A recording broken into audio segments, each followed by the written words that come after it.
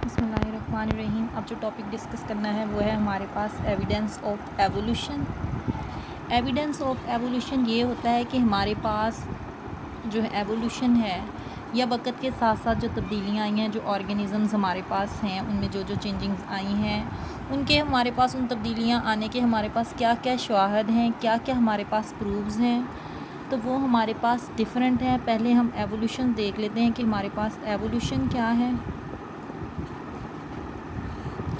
Evolution is defined as changes with the passage of time.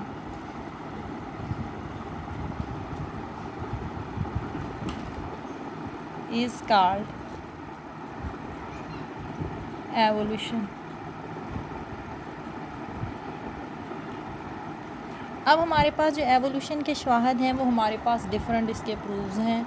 जो हमारे पास first है prove वो है हमारे पास बायो जियोग्राफी। सेकंड है हमारे पास पैलियोंटोलॉजी।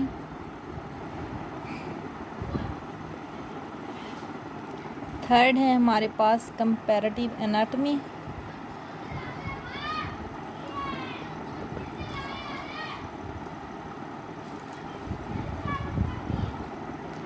फोर्थ वन है हमारे पास मॉलिक्यूलर बायोलॉजी।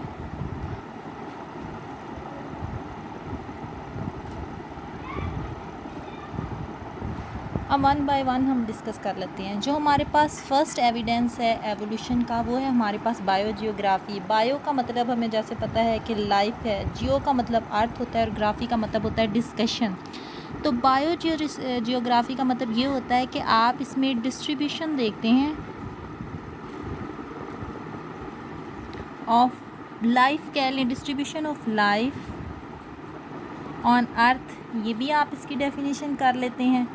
मतलब डिस्ट्रीब्यूशन लाइफ जो है वो कैसे डिस्ट्रीब्यूट हुई है अर्थ पे, अर्थ के कॉर्नर्स पे या अर्थ के किस किस पार्ट में, आप उनमें डिफरेंट ममालिक में भी ले सकते हैं कि जब वहाँ पे ऑर्गेनिज़म जो है ज़िंदा जानदार, पौधे, इंसान, दुनिया के किस कॉर्नर में कौन सा एनिमल प्रेजेंट है या किस जगह पे ओशियंस हैं, किस जगह पे हमारे पास ओशियंस में कौन कौन सी स्पीशीज़ हैं, तो ये चीज़ें हमारे पास आ जाती। लाइफ में हम यहाँ पे प्लांट्स ले सकते हैं, प्लस हम एनिमल्स लेंगे, माइक्रो ऑर्गेनिज़म्स हैं, ये सारी चीज़ें हमारे पास आ जाएगी लाइफ में। Distribution of animal, plants.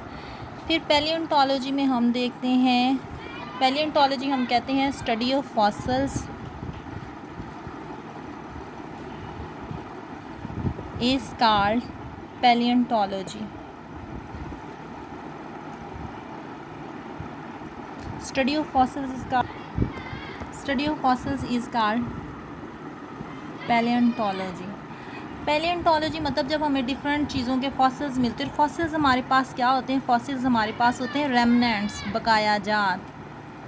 Remnants ये है कि जब किसी ऑर्गेनिज़म्स की डेथ हो जाती है तो उसके जो बॉडी के सख्त पार्ट्स होते हैं, लाइक हम बोन्स कह लेते हैं, मोस्टली बोन्स की हम बात करते हैं, तो जो बोन्स वगैरह हो जाती हैं ना, वो जहाँ पे भी पड़ी हों उनका वहाँ पे एक स्ट्रक्चर बन जाता है।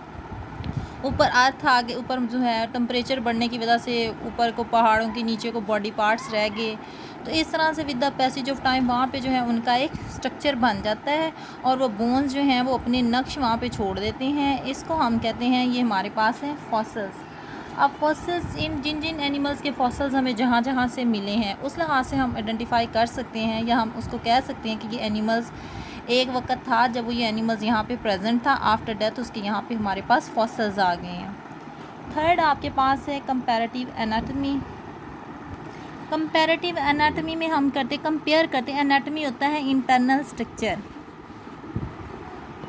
Study of internal structure of an animal.